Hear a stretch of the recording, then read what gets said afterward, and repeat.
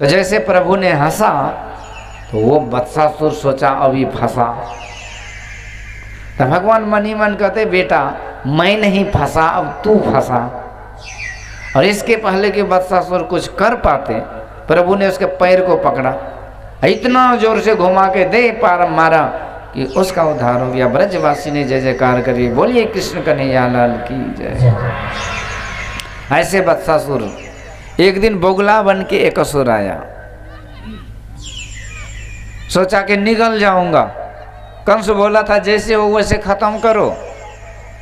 तो एक से एक जुगती लगाते हैं कि भगवान वृंदावन में है तो वृंदावन के सब जीव से भगवान प्रेम करते हैं, तो वही जीव का रूप बन के आते हैं।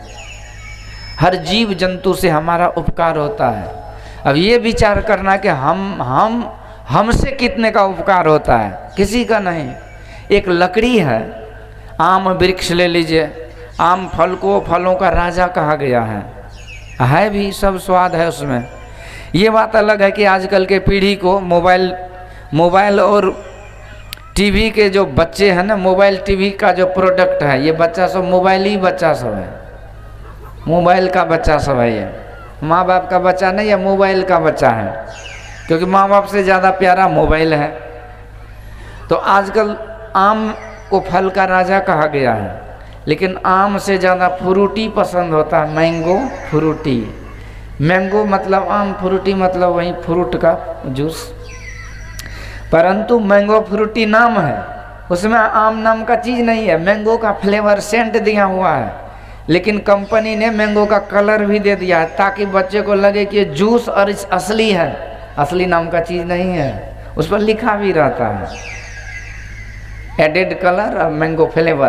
परंतु उसको खूब बच्चे पीते हैं, फ्रीज में रख रख के महीनों भर जीवन भर पीते हैं। परंतु फलों का राजा आम है। ये आम को अमृत फल कहा गया है। तो असली आम खाने से 1000 लाभ है, स्वाद भी अद्भुत है। पर आम से उपकार कितना है देखिए, आम से फल होता है, आम का जो लकड़ी है उससे हम केवाड़ी खिड़की पलंग कुर्सी बनाते हैं। इसके बाद आम वृक्ष के नीचे हमको छाया मिलता है। जब भयंकर गर्मी होती है ना तो बिजली गुल एसिडिसी सब फेल, तो वहीं वृक्ष का छाया सहारा मिलता है। आम पीपल ये सब ऑक्सीजन देता है, ये पीपल। तो वो जब तक वृक्ष रहता है छाया, इसके बाद फल, इसके बाद वो जब वृक्ष सूख जाता है या काट देते हैं तो उसके लकड़ी से हम अपना उपयोग करते हैं अथवा जलावन बना लेते हैं। तो देखिए कितना काम। एक नारियल है, नारियल का पानी भी पीते हैं, नारियल का फल भी खाते हैं, नारियल का तेल भी बनता है जो बाल में लगाते हैं, तेल फुलेल। इसके बाद नारियल जो फोड़ते हैं तो उसका जो छिलका होता है उसका रस्सी बनता है। नारियल के डाल में जो सीक होता है उसका झाड़ू बनता है। हर तरह से लाभ ही लाभ है उसका। परंतु हमारे हड्डी का क्या बनता है, कौन सा औजार बनता है? हमारा शरीर तो जल के खाक हो जाता है। जब तक जीते हैं दूसरे का भार लेकर जीते हैं। ईश्वर के बनाए सब कुछ खाते हैं, कभी मन नहीं होता है कि उसके बदले में कुछ कर दें। यदि करते हैं तो कहते हैं हम भगवान के लिए कर रहे हैं, जबकि उसका खा करके हम उसका करना हमारा धर्म है। उसको समझ नहीं पाते हैं और हम कुछ भी नहीं करते जीवन में किसी का। तो भगवान का यही उपदेश है कि समस्त जीव प्राणी जो है ये उपकारी है। हमें भी उससे शिक्षा लेकर के जीवन में उपकार करना चाहिए, दूसरों की भलाई करना चाहिए, दूसरों के लिए जीना चाहिए। तो आज देखिए छल क्या किया, बोगला बन के आया छलने के लिए भगवान को। अब प्रभु अपने वृंदावन में ब्रजवासियों के साथ छल कूद करते हुए आगे जब कुछ दूर बढ़े तो एक बड़का सा बोगला। ब्रजवासी कहते भैया हे देखो कितना बड़ा बोगला है। भगवान हंसने लगे कि बोलने वाले ब्रजवासी को पता नहीं कि नकली है। देख कर मत भूलना बाहर की सफाई पर वर्क सोने की लगी है गोबर की मिठाई पर। कभी कभी नकली में हम लोग खूब फंस जाते हैं। जब महापुरुष संत महापुरुष के ज्ञान में रहते हैं तो नकली कि जाल में नहीं फंसते, नहीं तो सब फंसे जा रहे हैं। मैया जानकी के सामने बनावटी वो आया, मामा मारीच मृगा बनकर सोने जैसा चमक रहा था। मैया ने कहा प्रभु ये मृगा चाहिए। तो भगवान मना किए, फिर भी जिद किए। तो सोने के लंका में मैया चली गई, लेकिन सुखी नहीं हुई। तो नकली ये होता है। एक बार बाबा महाराज कहीं जा रहे थे अपना चेला चटिया के साथ, नदी किनारे से गुजर रहे थे और नदी में बाढ़ आ रही थी, तो पानी में बहुत सारे जीव जंतु भी फंस रहा था। तो उसी समय एक चेला बड़ा लालची था, नदी के तरफ देखते जा रहा था कि कोई कीमती चीज़ फंसा हुआ मिलेगा तो उसको पकड़ेंगे, छाकेंगे। जैसे हरिद्वार समय जब बाढ़ आता है ना, तो उधर ऊपर से गंगोत्री से उत्तरकाशी सबसे मोटा मोटा वो चीड़ का वृक्ष, जिसको सड़र बोलते हैं ना, उसका मोटा मोटा वृक्ष होता है, वो भासते रहता है। तो गुरु चेला सब उधर छाक लेते हैं, बाद में उसको धुनी जलाते रहते हैं, तो आग पकड़ता है ना उसमें। और कुछ बढ़िया चीज़ भी। तो गुरुजी जा रहे थे चेला चटिया के साथ। हाँ, एक चलवाने का गुरुजी अरे देखो नदी में कमल भास रहा है, कमल बढ़िया कमल, करिया कमल है। गुरुजी कहते रहे चट्टा तो इधर उधर का देखता है, बाढ़ है, तूफान आ रहा है, जल्दी चलो निकलो यहाँ से, कुछ नहीं है। अरे नहीं गुरुजी कमल है कमल। अब बार बार जब जिद करने लगा, गुरुजी कहते जाओ उठा के ले आओ, खींच के ले आओ, पकड़ के ले आओ, छाँक के ले आओ। और चलवा मारा छलांग नदी में।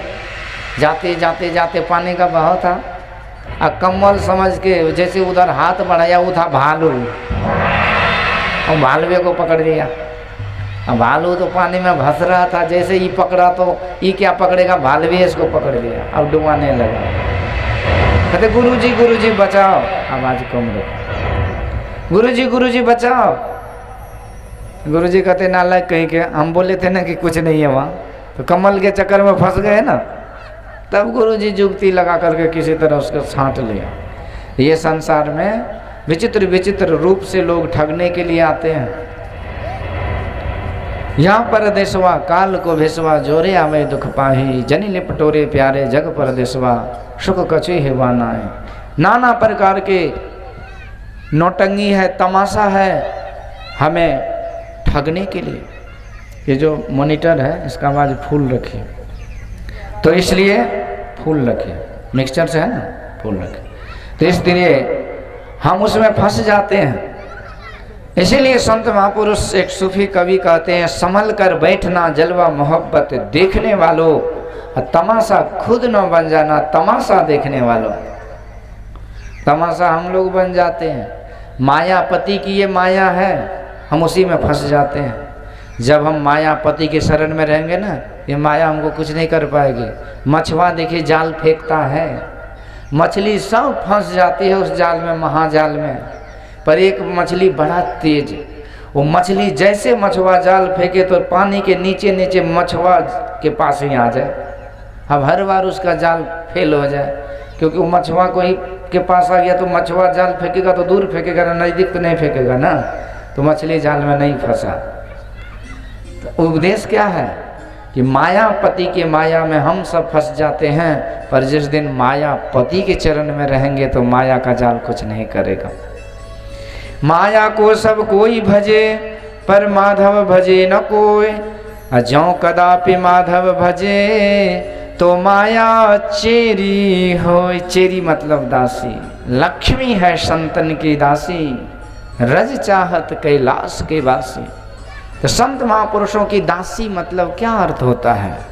दासी का मतलब कि संत महापुरुषों का लक्ष्मी माँ भी सम्मान करती है, आदर करती है, क्योंकि संत सच्चे भक्त भगवान के होते हैं, तो उसे लक्ष्मी माँ बहुत मानती है, चाहती है। पर जो केवल लक्ष्मी के पीछे पड़े रहते हैं, लक्ष्मी उससे हाथ छुड़ा करके भाग जाती है, कभी उसके हाथ नहीं आती। माया छाया एक जैसा होता है। आप सूर्य के तरफ देखिए, ऊपर तो छाया चरण के नीचे है, परंतु सूर्य आगे है, परंतु पीछे छाया है। आप पीछे मुड़ करके छाया को पकड़िए, कभी पकड़ में आएगी वो छाया, छाया भागते चला जाएगा। सूर्य की तरफ चलिए, छाया पीछे पीछे लगा रहता है। तो ये मायापति के सामने हम चलेंगे, उसके तरफ भक्ति भजन करेंगे, तो मायापति की जो ये माया है ना, वो सब हमारे छाया के तरह साथ कभी नहीं छोड़ता है। आज ब्रजवासियों से बगुला को देखकर अचंभित रह गए। सबने कहा भैया देखो देखो, चलो देखते हैं देखते हैं। भगवान कहते चलो, देखना हो तो चलो।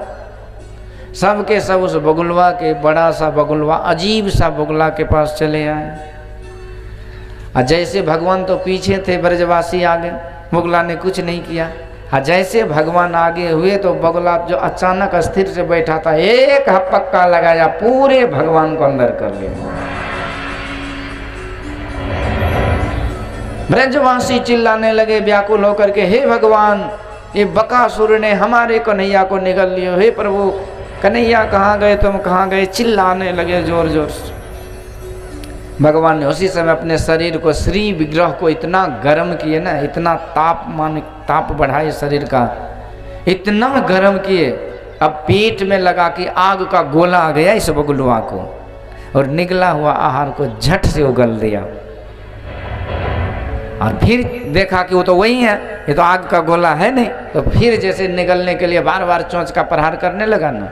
भगवान बचते बचते बचते बचते एक बार प्रभु ने उसके चोंच को पकड़ के जोर से खींच दिए, उद्धार हो गया। ब्रजवासी की जय जयकार हो गई, बोलिए कृष्ण कन्हैया लाल की। तो सुखदेव जी महाराज कहते हैं, परीक्षित, ये बगुला का भाव क्या है? यह है दंभी का प्रतीक। दंभी व्यक्ति बाहर से कुछ और रहता है, अंदर से कुछ और रहता है। बाहरी और बाहरी विचार में और आंतरिक व्यवहार में बहुत अंतर होता है, तो उसे दंभी कहते हैं। बगुला ऊपर से बड़ा सुंदर लगता है, सफ़ेद लगता है, लेकिन दिल में काला न रहता है। बैठता है तो एक ध्यानी की तरह बैठता है, लेकिन ध्यान भगवान का नहीं, मछली का करता है। इस तरह से भोले भाले प्राणी को फंसाने के लिए लोग बहुत सारे आडंबर करते हैं, उसमें ये जीव फंस जाते हैं। परंतु उग्रहि अंत न हो ही निवाहू, काल ने में जिमी रावण राहु। ये बनावटी लोगों का ज़्यादा दिन तक चलता नहीं है, एक दिन पोल पट्टी खुल जाती है और दुनिया के सामने आ जाता है। इसलिए सांच को आँच नहीं होता है। तुलसीदास जी महाराज कहते, काल ने में भी बहुत सुंदर बन के आया था, भगवान नाम संकीर्तन कर रहा था।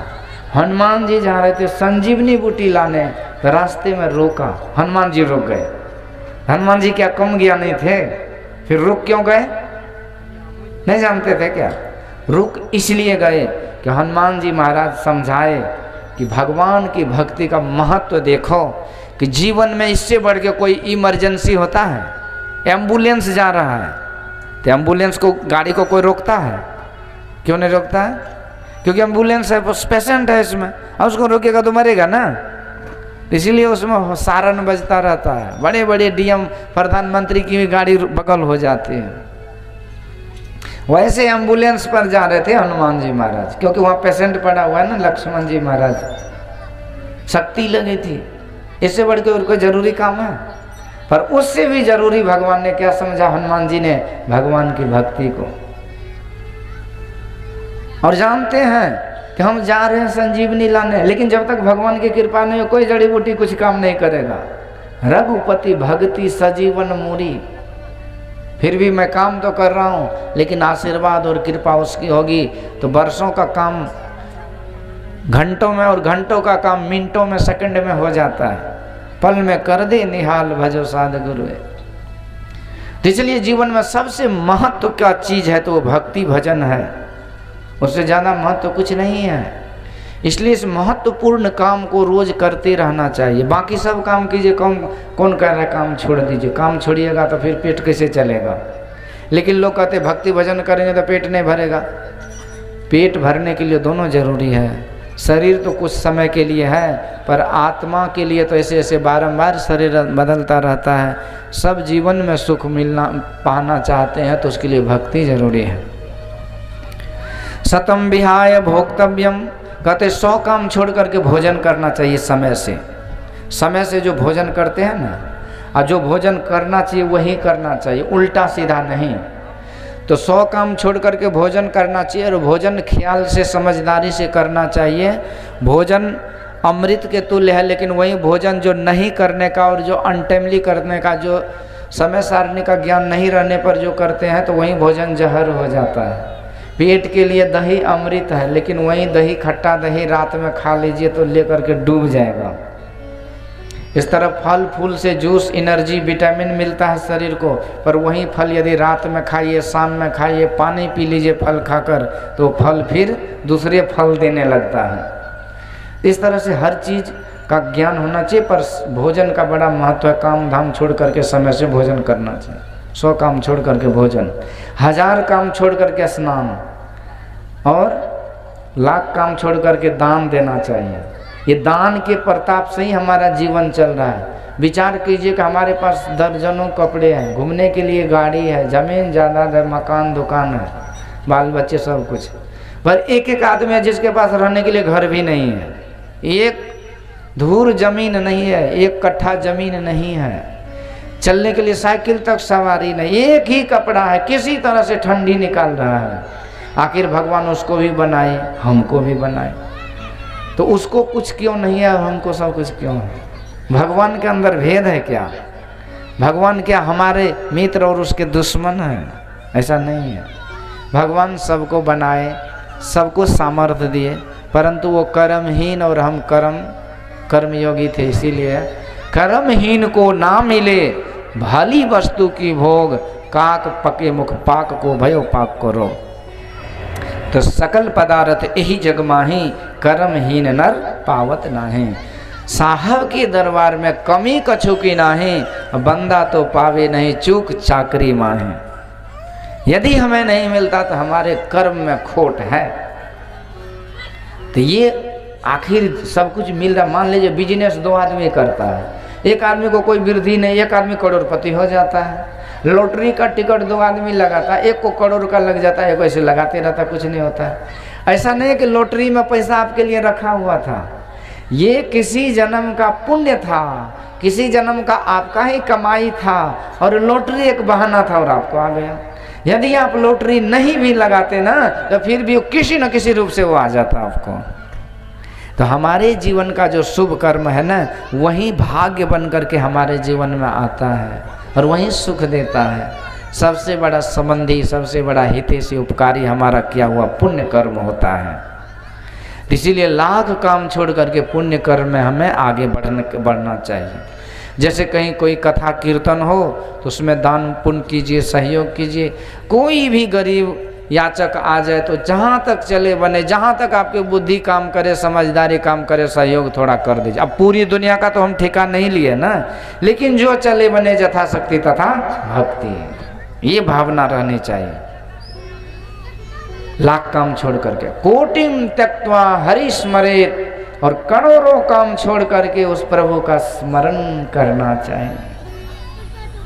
यही काम देह धरे कर यही फल भाई, भजिए राम सब काम बिहाई।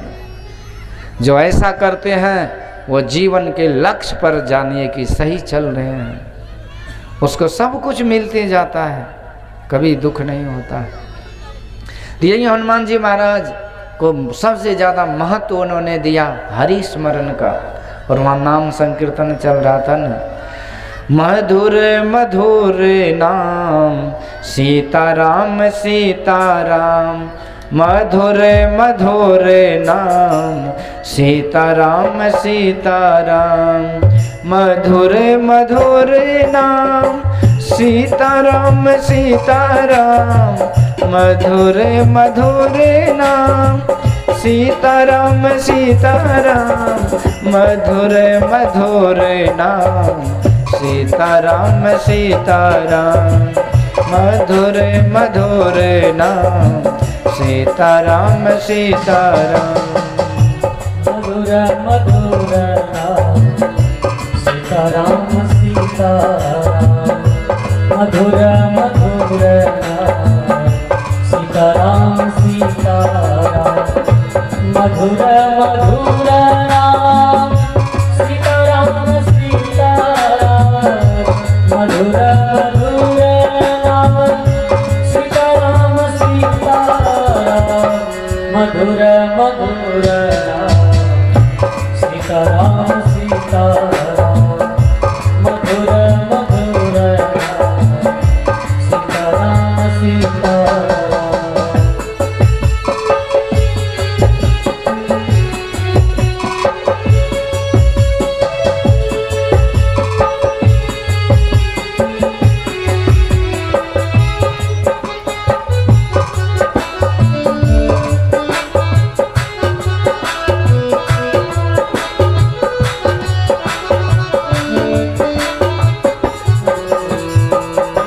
मधुर मधुर नाम सीताराम सीताराम, मधुर मधुर नाम सीताराम सीताराम, मधुर मधुर नाम सीताराम सीताराम, मधुर मधुर नाम सीताराम सीताराम, मधुर मधुर नाम राम राम राम। जितना मधुर सीताराम सीताराम, मधुर मधुर सीताराम सीताराम, मधुर मधुर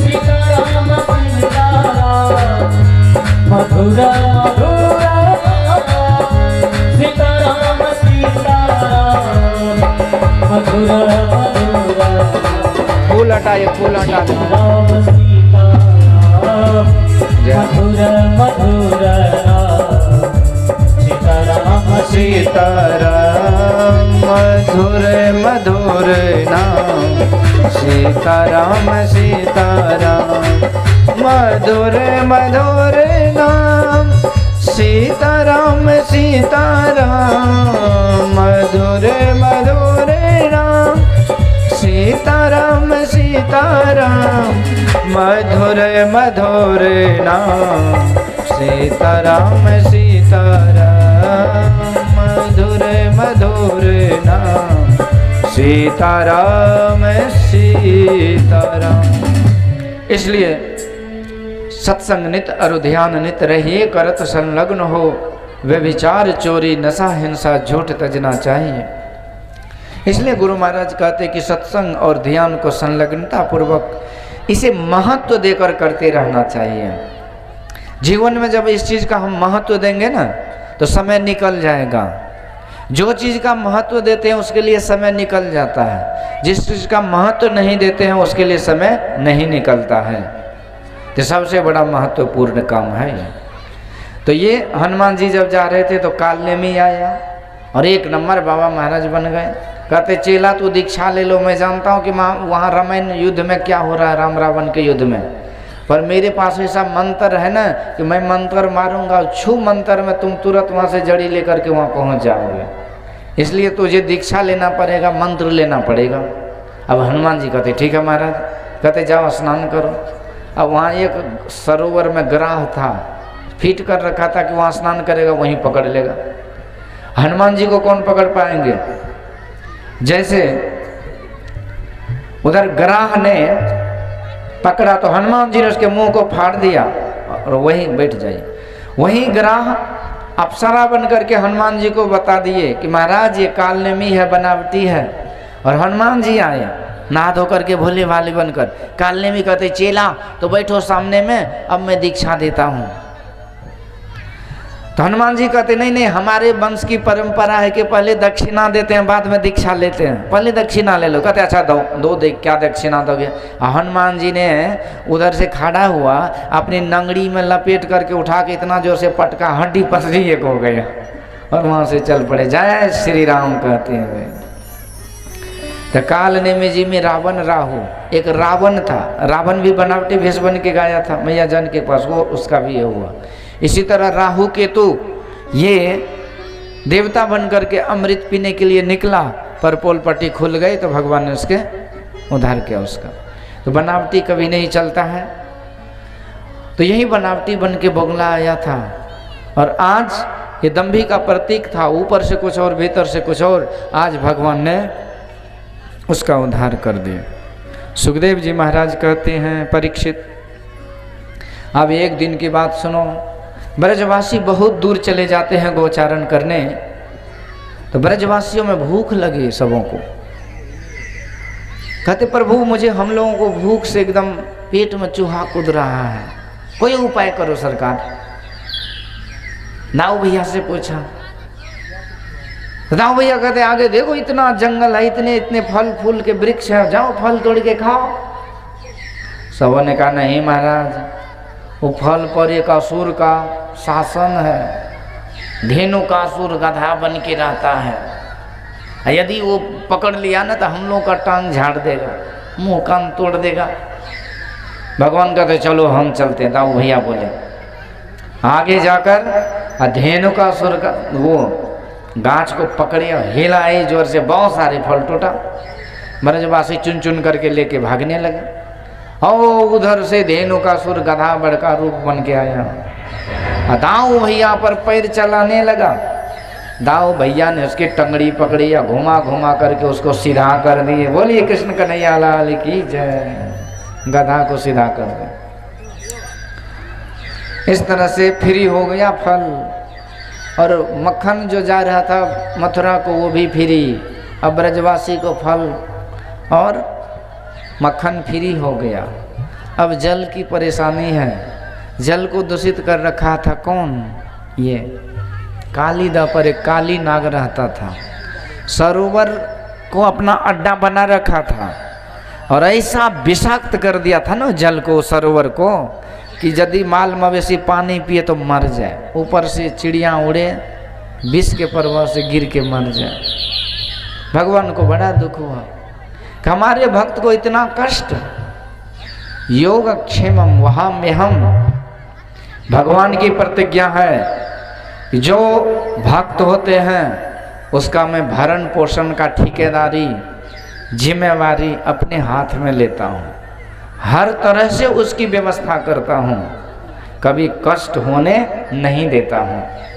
एक बार एक नामदेव जी भक्त, बड़े प्रसिद्ध नामदेव जी का नाम आप लोग सुना होगा। और उसी जमाने का एक भक्त थे राका बाका, बड़े गरीब बेचारा, एक एक दिन के खाने के लिए तरसते थे वो। तो नामदेव जी अब ऊंचे दर्जे के संत थे तो बात होती थी भगवान से। एक दिन प्रभु से निवेदन किया, सरकार ये राका बाका इतना गरीब है और आप जो हैं कहते हैं कि आप दीन बंधु हैं, तो बेचारा ये गरीब है तो उसको अमीर क्यों नहीं बना देते हैं? भगवान कहते हैं नामदेव ये मेरा सच्चा भक्त है, इसको यदि दुनिया में किसी चीज़ से प्यार है तो वो हूँ मैं। मेरे अलावा ये दुनिया को नफरत करता है, किसी चीज़ से कोई चाहना नहीं होती है। पता नहीं इसको क्या विश्वास है कि इसके लिए हर व्यवस्था मुझे अपने से करना पड़ता, क्योंकि कुछ लेता ही नहीं है। अब लेता नहीं तो उसके पीछे हमको घूमना पड़ता है कि कब क्या चाहिए तो उसी समय देना होता है। चाह गई चिंता मिट्टी मनमा बेपरवाह, जाको कछु न चाहिए सोई सहनसा। बड़े ऊंचे दर्जे के हैं ये भक्त। भगवान नामदेव कहते नहीं कुछ कीजिए। तो भगवान ने अपने योग माया से राका बाका, जब दोनों पति पत्नी जा रहे थे लकड़ी काटने, लकड़ी चुनने के लिए जंगल, तो योग माया से सोने का थैली, हीरे जवाहरात का थैली सामने में दिखाई दिए। तो राका जो पति थे ना, वो जब देखा सोने के थैली हीरे जवाहर का, तो सोचा कि कहीं हमारी पत्नी को नज़र लग जाए, लालच घुस जाए, दूसरे किसी का होगा तो किसी का सामान हम क्यों लें। आजकल किसी को मोबाइल मिल जाता तो दवाइए के रख लेता है, स्विच ऑफ कर देंगे, कुछ कर देंगे। अब सोचिए कि जिसका मोबाइल गया उसको कितनी बेचैनी है, हम क्यों लें। यदि आप मोबाइल किसी को दे दीजिए ना तो उसको बड़ी खुशी होती है। एक बार मेरा भी मोबाइल गिर गया था और संजोग से मैं उसी समय फ़ोन किया, 6 आदमी का हाथ लगाओ, मोबाइल घुमा दिया। ऐसे घुमाता नहीं है कोई। मुझे इतनी खुशी हुई ना कि मुझे लगा कि इसको क्या इनाम दे, क्या करें। तो होता है। तो वही राका सोचते हैं कि यदि हमारी घरवाली ने देख लिया, लालच हो गया तो गड़बड़ हो जाएगा। तो उस सोने के थैली को मिट्टी से ढांकने लगाओ। तो पीछे से जो उसकी पत्नी थी वो देख ली, कहता रे महाराज चलो चलो देर हो रहा है, ये मिट्टी पर मिट्टी क्यों डाले जा रहे हो, चलो आगे जल्दी से लकड़ी बीनने के लिए। तो राका को आश्चर्य हुआ, कहते देवी तुम्हें पता है थैली में क्या है? वो बोली कि हाँ हाँ पता है तो सोना चांदी, लेकिन दूसरे का धन धूली के समान होता है, इसलिए मिट्टी ही तो है, इसको मिट्टी पर मिट्टी क्यों डाल रहे हो। राका को आश्चर्य लगा, कहते देवी तू धन्य हो, मैं तो सोना और मिट्टी में फर्क समझता था, पर तुम्हारे नज़रों में तो सोना मिट्टी एक ही समान है। तो भगवान कहते हैं नामदेव जी से, नामदेव जी देखा आपने, ऐसे भक्त को मैं क्या दे सकता हूँ। तो इस तरह से आगे कहते ठीक है दिखा देता हूँ। अब भगवान ने योग माया से बहुत सारे लकड़ी का ढेर वहाँ इकट्ठा कर दिए, इनको कष्ट नहीं है और जाकर के आसानी से बेच ले। अब उस दिन राका बका गया तो देखा लकड़ी सारे कटे हुए हैं। तो पति पत्नी कहते देखो कोई बड़े लोग आए होंगे, काट कूट करके रखे होंगे, हमें क्या मतलब है, चलो आज तो लगता है भूखे उपवास ही करना पड़ेगा। और उस दिन लौट के आ गए, भूखे रहे। तब नामदेव जी कहते हैं हाँ पर वो मुझे विश्वास हो गया कि आपके ऐसे ऐसे भी भक्त हैं जिनको आपके अलावा कुछ नहीं चाहिए, उसके लिए तो आप ही उसके पीछे घूमते रहो, दूसरा कुछ उपाय नहीं है। कबीरा मन निर्मल भया जैसे गंगा नीर, पीछे लागे हरि फिरे कहत कबीर कबीर।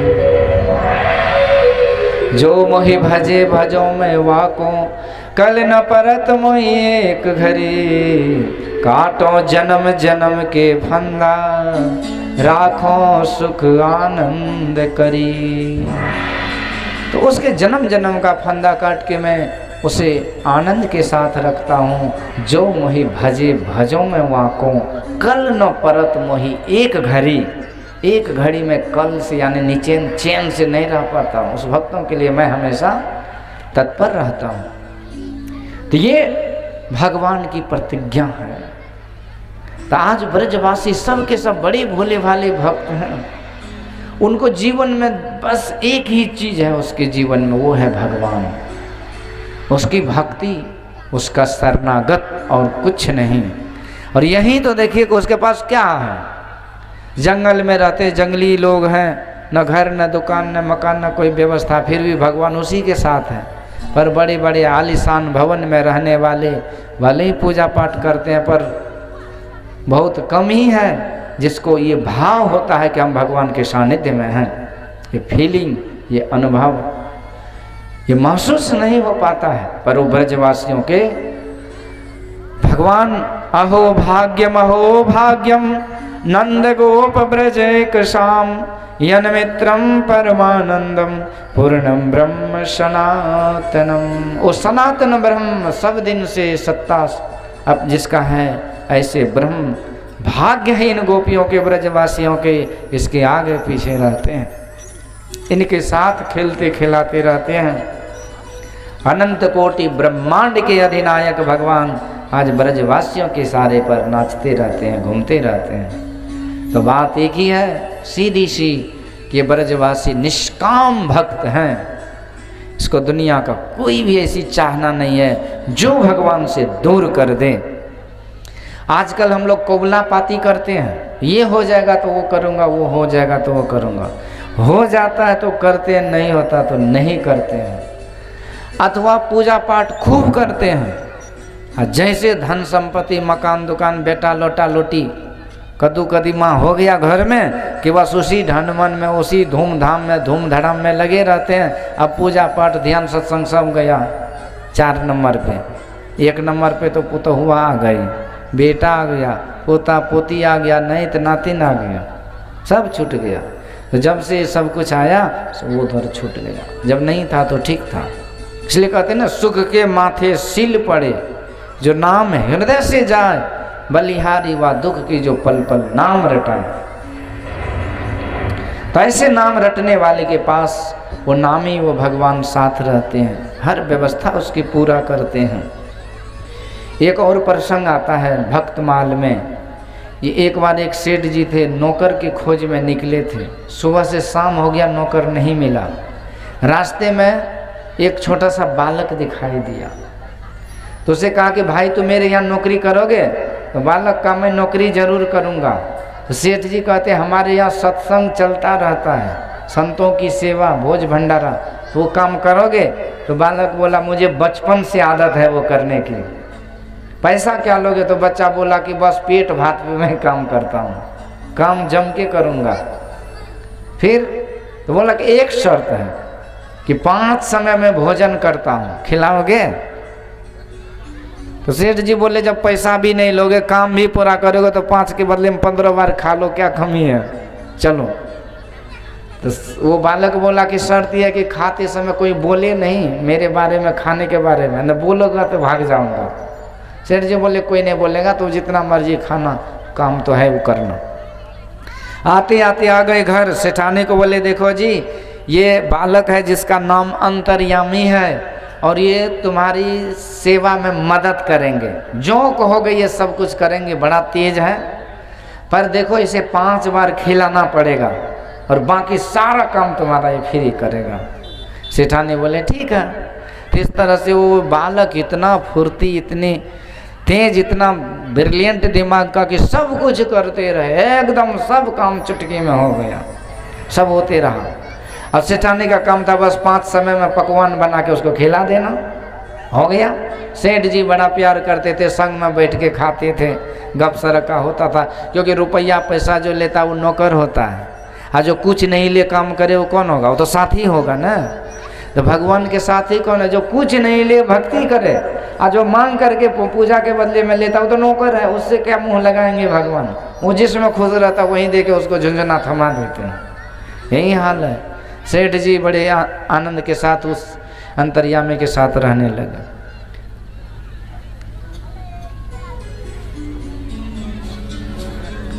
अचानक क्या होता है कि एक दिन की बात है कि सेठ जी कि जो सेठानी थी दूसरे घर को गई और वहाँ पर पड़ोसिन कहती कि अरे सेठानी जी आजकल आप बहुत कमज़ोर क्यों हो रही हो?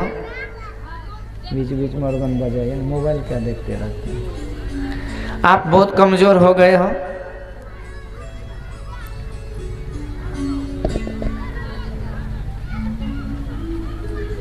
आवाज़ दीजिए, फुल दीजिए, फुल आवाज़ दीजिए।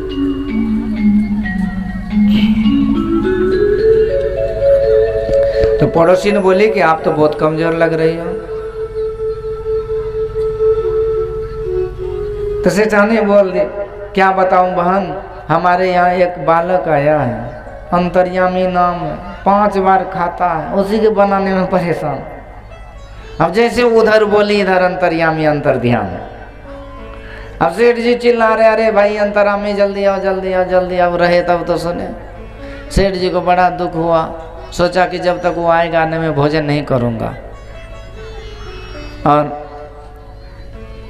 भूखे रह गए। सेठ जी बहुत समय तक भूखे प्यासे वहीं लेट गए, बेहोश हो गए। बाद में अंतर्यामी क्या था? वो साक्षात भगवान था, प्रकट हो गए। बोले कृष्णचंद्र भगवान की। कहते जगिए सेठ जी जगिए। भगवान ने भोग लगा लिए और बोले सेठ जी घबराना मत, मैं कोई बालक नहीं था, मैं साक्षात वही भगवान था जिसकी आप पूजा करते हैं। आपके घर में बहुत सेवा हुई और मुझे बहुत अच्छा लगा, आप दुख मत मानिएगा और उसी तरह से संत की सेवा करते रहिएगा, आपको कोई कमी नहीं होने दूंगा। बोलिए भक्तवत्सल भगवान की जय। ये परमात्मा की कृपा है। उस बांसुरी वाले के, उस बांसुरी वाले के चरणों में सो जाऊं, मेरा जी करता है शाम के भजनों में खो जाऊं, मेरा जी करता है शाम के भजनों में खो जाऊं। उस बांसुरी वाले के, उस बांसुरी वाले के चरणों में सो जाऊं, मेरा जी करता है शाम के भजनों में खो जाऊं, मेरा जी करता है शाम के भजनों में खो जाऊं।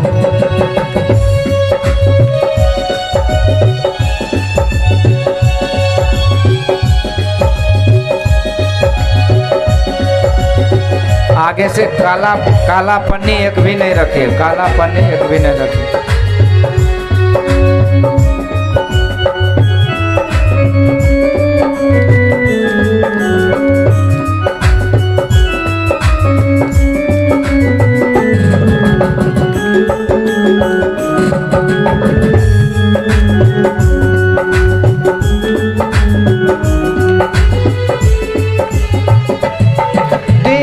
दुनिया दीवानी ये मतलब की मस्तानी,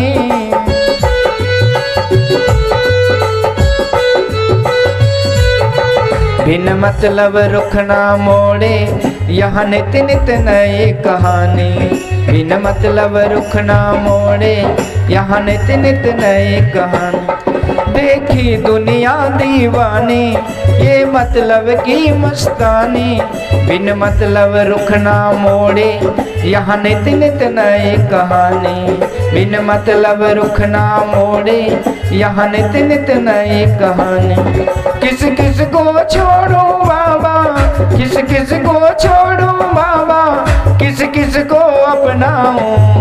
मेरा जी करता है श्याम के भजनों में खो जाऊं। मेरा जी करता है श्याम के भजनों में